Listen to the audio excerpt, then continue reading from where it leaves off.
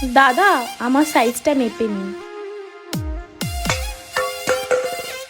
ঠিক আছে, তোমাকে আরো একবার সুযোগ দিচ্ছি, দেখি তুমি কোন বালটাই ছিঁড়তে পারো।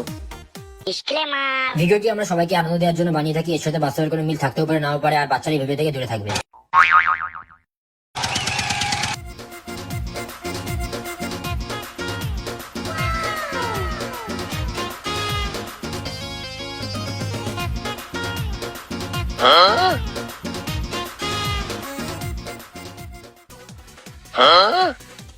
ও বৌদি,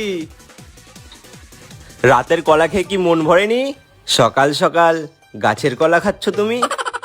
কি করব বলো, ওই কলাতে তো আর আগের মতো স্বাদ নেই।